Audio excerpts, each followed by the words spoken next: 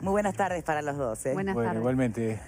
Vamos a comenzar el programa de hoy retomando una frase que pasó por allí en los titulares, serás mía o de nadie, ¿no? Terrible. Ese fue el título que usó Diego Fischer incluso para el libro que narraba la vida devenida en un femicidio también, trágicamente, de la poetisa Delmira Agustini.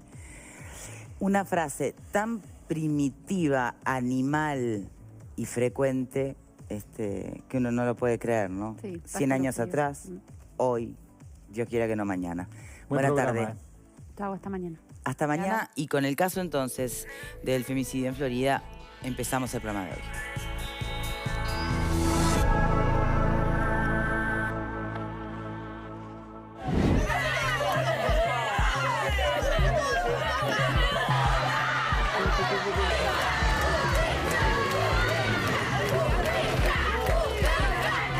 En la audiencia de formalización se acogió la pretensión de la Fiscalía, que era precisamente imputarle al señor Hernández el delito de homicidio, muy especialmente agravado, porque se trata de un femicidio, y también se hizo lugar a la solicitud de medida cautelar de prisión preventiva por 180 días.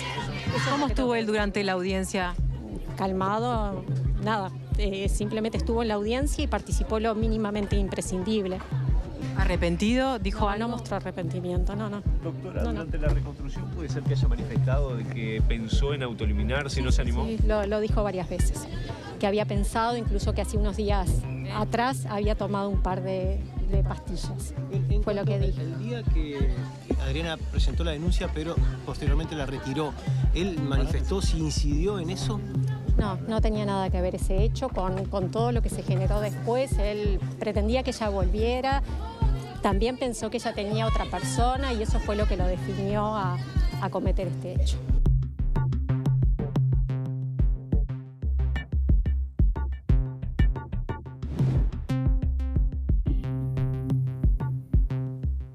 Bien, pensó que tenía otra persona, la maté por celos, era mío de nadie. Nadie va a discutir que hemos avanzado en algo en estas arenas como sociedad, a menos desde el plano consciente. Si después somos capaces de interiorizarlo y poder transformar la realidad, bueno, ahí nos queda un largo camino todavía. Y estaba pensando en, al menos ya no vemos titulares crimen pasional, ¿no? Que hasta hace no mucho tiempo reinaban en las primeras planas. Teresa Herrera, gracias por acompañarnos hoy. La verdad que es un placer que estés aquí. Sabemos, además de ser integrante de la Red Uruguaya contra la Violencia de Género y Sexual, bueno, que sos una protagonista y luchadora y combatiente en estas lides desde hace mucho tiempo. Con cuerpo y alma. En cuerpo y alma. Gracias, de verdad. No, gracias. Siempre es un gusto estar con ustedes. Bien. ¿Y qué hacer aunque o sea qué decir? Siempre en estas circunstancias. Bueno, por eso, ¿no? pero ¿qué hacer y qué decir para que este no sea un día más en el que se debate en femicidio? ¿Por dónde se arranca entonces? Si no es como lo... Digo, sí. ¿Qué se utiliza? ¿Cómo? Bueno, a mí me parece que hay algunos puntos que incluso ahora en la introducción son como claves para el tema, ¿no? Y me voy a referir específicamente, incluso en relación al comunicado que ustedes recibieron por parte de la red en el día de ayer, a los puntos que realmente nos están preocupando mucho y que tienen que ver con cómo operan en estos temas quienes se supone que deberían saber, estar capacitados, sensibilizados, etcétera. Hasta desde el punto de vista del lenguaje, ¿no? Es decir, con todo respeto hacia la figura de la fiscal, que creo que ha tenido mucho trabajo, y pero es como esa cosa de, bueno, en realidad él pensó que ella tenía otro, entonces... No, señora, él no pensó que ella tenía otro y entonces... En todo caso este señor creyó que esta señora era de su propiedad y por lo tanto, pensando en eso, fue que... Porque si no, esos discursos así como... Yo no estoy diciendo que lo justifique, porque por otro lado, por supuesto, bien pedido a la formalización. No, además, permíteme, Teresa, yo no sé si por supuesto, cada opinión acá vale lo mismo, ¿no? Pero no sé si atribuirle a la fiscal en las declaraciones públicas que hacía además entre tanto grito, porque hubo mucho bullicio en el momento. No sé si lo dijo al pasar desde ese lugar o si por el contrario lo cita como diciendo otro más ¿no? Que creyendo que es de él o de nadie, por celos la mata. Claro, ¿Se pero a mí entiende? me No parece- sé si minimizó Sí, el hecho. sí. No estuvo clara la cita. ¿Te parece que no? No estuvo clara la cita y sumo esas palabras, parte de una nota que hoy se transcribe en el diario El País, a un colega, no importa quién, porque a todos nos puede pasar, creo que el cambio lo tenemos que hacer todos. desde Sí, el punto por de vista supuesto. Y no cultural andarse del señalando lenguaje. cuando alguien No, a todos dice algo nos pasa infeliz. que a veces Sí. tenemos que estar pensando en las palabras, y más en estos casos tan delicados. Logra hablar con este señor y este señor le dice, bueno, ¿por qué la mató? Y él dice, porque tenía otro. Y la respuesta del periodista fue, ¿cómo sabe? ¿No?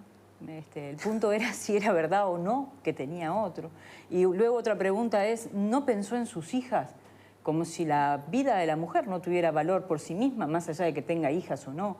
Entonces todavía estamos parados en lugares muy estereotipados Sí. para analizar esto. Creo que a todos nosotros nos falta todavía mucho. No le podemos caer a los jueces. Perdón, la pregunta, yo no es que quiera defender a los que no son claros y contundentes en su comunicación, pero digo, tampoco hasta estar presos de qué palabra usar porque se complejiza. Preguntar si no pensó en sus hijas también tiene sentido, es decir, porque está arruinándole la vida, además, a sus propios hijos, ¿no? O sea, no es un tema menor que tenga o no tenga hijos. Son interpretaciones. A ver, yo creo que esto va más allá de lo semántico. Esto es un tema que se ha hecho camino al andar, se ha mejorado muchísimo en el tema, se ha legislado sobre el punto, pero no le podemos caer a los jueces que son los responsables de no encontrar soluciones. Esto se construye entre todos. Los jueces forman parte del sistema, los fiscales forman parte del sistema. Sí, lo que pasa es que a veces se piden precauciones muy mínimas ante riesgos muy elocuentes. Y lo que voy es ¿viste? que ante situaciones de riesgo, la policía también tiene que ocupar un rol vigilando al agresor. Tiene que haber un seguimiento, incluso hasta psicológico. Los juzgados están abarrotados de casos y eso no justifica que no se dé soluciones, pero es allí donde hay que buscar mecanismos de implementación para evitar este tipo de desastres. Ahora, pensemos en el caso concreto. Con cómo se dio, ¿no? ¿Era prevenible? Sí, ¿Evitable? claro. Sí, claro. A ver, ella hizo una denuncia. Sí. ¿Qué hace el sistema? Ella va y la retira y el sistema le acepta que la retire. Eso es ilegal. A La ver, ley, un abogado ahí. Aún la ley 17.514 y la 19.580 dicen muy claro que cuando la denuncia está formulada se debe investigar y ya es tarde, no se puede retirar la denuncia. Por más que la retire, la investigación ya está en curso. El sistema tiene la obligación de investigar porque en este tipo de situaciones hay amenazas, Claro. luna de miel, Sí. etcétera. Entonces, ya en la vieja ley, que tenía sus falencias, estaba previsto esto, y en esta nueva más aún. Entonces yo digo, los operadores de la justicia, que son la policía, la fiscalía y los jueces, ¿no conocen la ley? ¿Cómo es esto de que retiró la denuncia y ya está? Y además, perdona, y sí también, de alguna manera, disculpen, voy a caer a la prensa. Yo desde las 6:30 de la mañana de hoy estoy con el tema leyendo, mirando y estando en los medios de comunicación. No vi un solo medio de prensa que dijera la denuncia no se puede retirar. Es decir, cuando tú decís que el sistema de justicia no es el único responsable, perfecto. Pero entonces, ¿qué pasa con todos nosotros y todas nosotras que no sabemos que las denuncias no se pueden retirar? Mucho más grave que no lo sepa el sistema de justicia. Todos sabemos que no se puede retirar. Allí habrá una imperfección, pero lo que voy es que si no existen pulseras, no existen muchas veces instrumentos o medios para aplicar la ley, a veces nos quedamos en una hermosa ley y a la hora de ir a la práctica tenemos las deficiencias que tenemos. Yo no estoy diciendo que no haya presupuesto, no estoy diciendo que no haya problemas de otro tipo. Estoy diciendo que no se está aplicando correctamente la ley. Y cuando estoy diciendo no se está aplicando correctamente la ley, no me estoy refiriendo a temas vinculados al presupuesto, porque tú me puedes decir, bueno, no hay los equipos interdisciplinarios que tiene que haber, no hay esto, no hay lo otro, pero no puede ser que... No, porque la señora retiró la denuncia, no. Eso es inviable, es inaceptable. Pero también es inaceptable cuando no se retira la denuncia, que es en la mayoría de los casos. Claro. Y me parece que este es el punto, y yo celebro que, digamos, el intercambio conduzca a este punto, porque es un punto desde el cual sí se puede trabajar en forma efectiva, en forma real, en los hechos. Y acá, por ejemplo, cuando se menciona el tema de la denuncia, no solamente no es válida la explicación, en este caso, en otros no la hubo, de que se retiró la denuncia, sino que además la omisión está no solamente en no dar cuenta de lo que se hizo, sino muchas veces prácticamente en la parálisis del sistema. Porque casi todos los casos que nosotros hemos comentado, y lamentablemente una vez cada 10 días nos tenemos que ocupar de esto, y es muy triste, y uno ya no sabe más qué decir para no repetirse, pero cada vez que un acontecimiento de estos ocurre y nos conmueve a todos, el patrón es el mismo: la denuncia, la denuncia reiterada, hasta ese desenlace. Yo entiendo, como dice el doctor Durán, que el sistema está abarrotado de denuncias, habrá miles de denuncias por año, no todas terminan en el asesinato, habrá unas, no sé, 30, 40, 35, 40 por año o quizás menos. O sea, yo entiendo que el sistema no puede dar cuenta de miles de denuncias. Ahora, cuando se presenta una denuncia, yo sinceramente, y he tratado de averiguarlo y no lo he conseguido, ¿cuáles son los pasos que siguen después de la denuncia? O sea, se investiga, hay una evaluación psicológica de la amenaza, hay un trabajo profesional serio luego de la denuncia que dice, no, mire, este caso es peligroso, vamos a hacer esto, este caso de repente se puede, no sé, arreglar conversando, no sé. O sea, no hay una información, no hay una rendición de cuentas, nadie exige a las autoridades que digan, en este caso concreto, con nombre y apellido, ¿qué pasó? ¿Qué día vino la señora? ¿Qué hicieron ustedes? ¿El comisario se enteró? ¿Llamó al agresor? ¿Tuvo una charla con él? ¿Le informaron a un psicólogo? ¿Hubo un seguimiento? No, nada. Simplemente se presentó la denuncia, punto. Bueno, a veces se retiró, a veces no. Entonces, me parece que este es el punto central. Acabamos de escuchar No lo que dicen los fiscal periodistas, diciendo... perdón, no lo que dicen los periodistas. El punto central es este: ¿qué hace el Estado frente a una denuncia concreta? Bueno, acabamos de escuchar a la fiscal diciendo que la denuncia que hizo esta mujer no tiene nada que ver con el desenlace.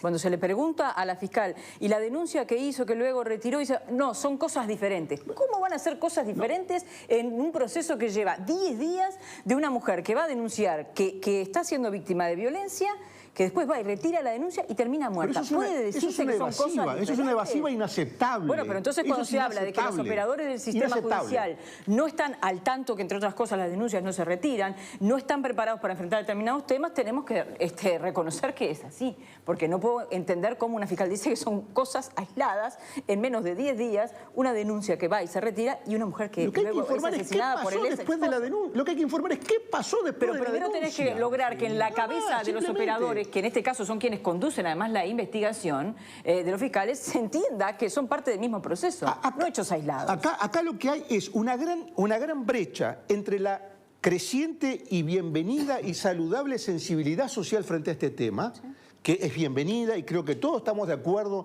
en que hemos avanzado en eso, que todos estamos sensibilizados.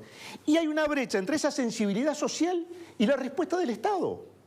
Hay una brecha enorme, enorme. Bueno, acá entonces permítanme preguntar algo concreto. Todo esto que está pasando, toda la forma en que la sociedad se moviliza con estos temas y demás, ¿en qué punto estamos? ¿Recién sirven y únicamente por ahora para al menos evitar la naturalización de este tipo de violencia? ¿O ya podemos incluso pensar en que está sirviendo para transformar en algo la realidad? Según Graciano, no. Acusa esta brecha que es real, que es tangible. Hay un avance que estábamos pero todos a un nivel sí, a un nivel que nos moviliza. Pero no la transformación contundente. Es evidente que no, es evidente que no. O hay casos que siempre van a terminar ocurriendo, que no son prevenibles. Pero siempre pueden ocurrir, pero tenemos que saber qué es lo que se hace. Es elemental. El poder público tiene que responder de sus actos o sus misiones. Es indispensable que se haga. Pato Soria. Yo creo que acá la pregunta es qué tipo de sociedad queremos, en qué tipo de sociedad queremos vivir y si vamos a seguir tolerando vivir en una sociedad violenta con el 52% de la población. Y vemos que en realidad no hay una aceptación al discurso y no hay una aceptación a la realidad, porque todavía a quienes tenemos esta bandera muy en alto y quienes luchamos por este tema, nos siguen señalando como que somos las repetidoras de la ideología de género y se sigue estigmatizando, porque este es un tema de la sociedad toda, es un tema estructural, es un tema endémico, que lo tenemos que dejar de naturalizar y tenemos que darnos cuenta que nuestras prácticas cotidianas hacen el asunto y que el punto más álgido de la violencia de género son estos casos.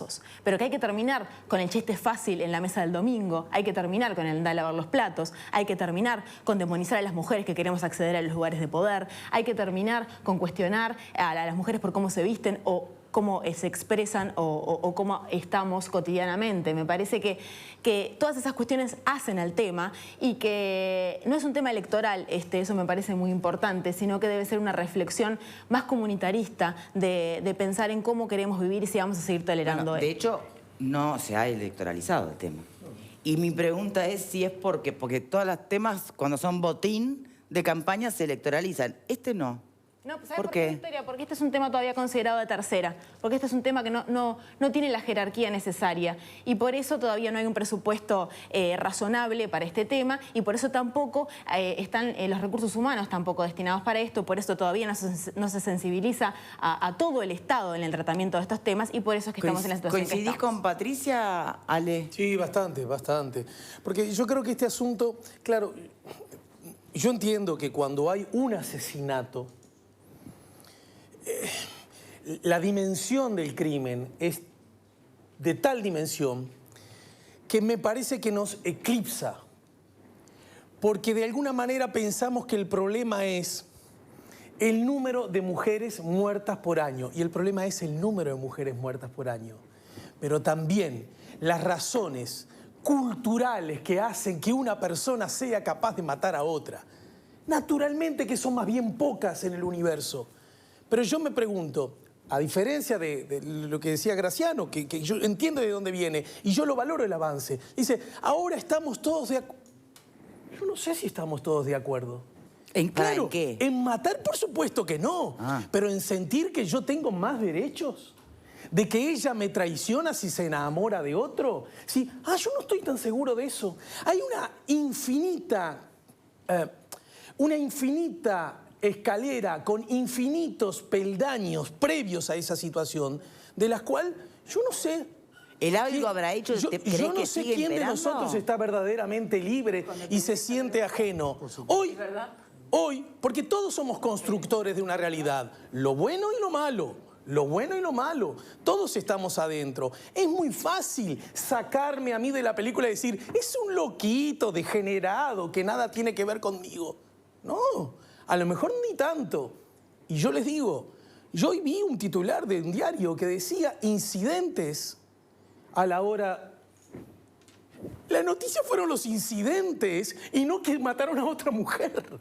¿Se da cuenta? Lo seguimos reproduciendo. Incidentes a la hora de declarar. ¿A vos te parece que ese es el título? El título no será que un tipo mató a una mina. Ese no será otra vez. Ese no debería ser el título. Pero fue el día anterior, el día de la noticia. Pero se conoció, por ejemplo, lo que dijo en la audiencia, ¿no? Sí. A mí me parece que le seguimos dando la vuelta para mirar este asunto de frente, porque este asunto nos interpela a todos y en particular nos interpela a nosotros los varones. Pepe, ¿qué pensás de todo esto? ¿Cuál de las posiciones te es más afín? De todo lo que se dijo acá, tomo todo de recibo porque creo que todos tienen razón en lo que han dicho. Lo que Teresa, con su larga experiencia, además viene manejando y en particular el papel de la prensa en lo que nos cabe a los periodistas también. Ahora, yo también me pregunté lo mismo que vos hoy cuando venía para el canal. ¿Y qué vamos a decir hoy? ¿Verdad? ¿De diferente? ¿De qué vamos a hablar? ¿Cuál es la óptica diferente hoy? Y la verdad que se me ocurrió plantearme, en algún momento nos preguntamos por qué los hombres, o por qué algunos hombres, ¿no? Para ser correctos, matan a las mujeres. ¿Por qué? ¿Dónde está el problema? Si me atengo a la definición estricta de femicidio, se habla de crimen de odio hacia la mujer.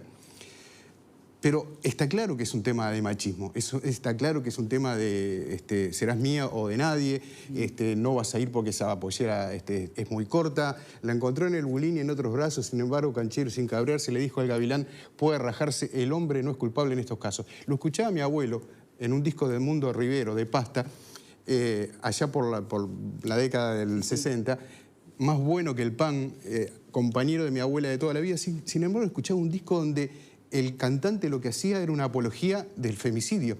Y esto ocurría 40 años atrás. Hay un cambio cultural, es eso a lo que se debe apostar. No hay nada más inseguro que un hombre machista. Nada más inseguro que un hombre machista. El hombre que está seguro de sí mismo, si la mujer se va y tiene que irse, se da vuelta y se termina. Y allí se terminó el asunto. La inseguridad de los machistas, de los hombres que consideramos a las mujeres como propiedad, que también tenemos en la interna el, sos un pollerudo porque lavas los platos, porque cambiaste un pañal, porque llevas a tu bebé por la calle en un cochecito. Eso también nos pega a los hombres. Hay que romper con esa barrera cultural. Pero ¿por qué los hombres matamos a las mujeres? Y esto es un tema a nivel mundial. Estaba leyendo hoy mismo que Brasil va por 1.200 y pico de femicidios en este año. Perú supera los 100. Paraguay tiene un número altísimo también. Y que en los países desarrollados, donde la mujer ha ganado espacio o ha ganado el espacio que se merece, el número de femicidios es muchísimo más bajo que en el resto de los países en vías de desarrollo. Por eso, reitero la pregunta, ¿por qué los hombres matan a las mujeres? ¿Esa es la pregunta que hay que hacerse o hay que ir un poquito para atrás? Para mí, Porque si no la corremos de atrás, ¿eh? Porque, bueno, no, claro, pero a ver, yo entiendo que llegar al femicidio, al asesinato, es lo que hay que en primera instancia prevenir. Pero siempre la vamos a estar siguiendo de atrás si lo que no solucionamos es una forma vincular que está muy cargada de celos, de posesión, ¿no? De competencia. Tal vez eso nunca pueda ser solucionado, entonces solo hay que atacar el prevenir el asesinato. ¿Me permite? ¿Cuál es la pregunta, ¿Me Teresa? permiten hacer una acotación? Sí, por supuesto. Como socióloga, además, Yo últimamente digo, una de las cosas que digo, es capaz que ya me han oído decirlo, entremos a la juguetería. Vamos a la juguetería. De este lado el rosa, de este lado el celeste. Donde está el rosa están los bebitos, los cochecitos, las cocinitas, los peluches. Donde está el celeste están los autos, las armas, los mecanos, etcétera, etcétera. Eso sigue pasando en las jugueterías hoy en día. Habrá algunas que son un poquito más progres, ¿no? Y tienen alguna cosa más como para ambos géneros. Pero en la mayoría, digo, entonces empecemos por ahí y nos parece absolutamente natural. A ver, ¿quién le regala a su nieto varón o a su hijo varón algo rosadito o una bebita para que juegue? Después pretendemos que de adultos sean buenos padres. Pará, Teresa, yo pregunto. Hay cuestiones que son culturales, hay cuestiones que son que están en nuestro ADN, en la memoria celular, que hacen en parte también por naturaleza el rol de género, o todo es cultural. Yo te diría que es todo cultural. Porque si ¿qué queremos cambiar acá? A ver. ¿Comportamientos inculcados culturalmente o comportamientos que están en nuestro ADN? ¿Quién inculca que hay que matar a las mujeres? Perdón, porque acá no, sin ir tan lejos, Graciano. No, pero es importante. Es importante. Pero estamos analizando todos tenemos un punto de vista o no tenemos derecho a tener un punto de vista. Acá se inculca que hay que matar a las mujeres. Acá, y yo, Pepe, creo que hizo un muy buen resumen, pero y hay muchas razones. Hay un componente que nadie menciona, digamos, en las causas que generan esa respuesta violenta y homicida de algunas personas. Y es cómo se maneja la frustración. ¿Cómo se maneja la frustración? A ver cómo la manejás, pero tengo que hacer pausa. ¿Bancás? ¿Bancás la frustración? Tengo que hacer una pausa. Ya venimos y te prometo que retomamos con eso, Graciano. Pausa, por favor. Tengas que elegir entre el olvido y la memoria.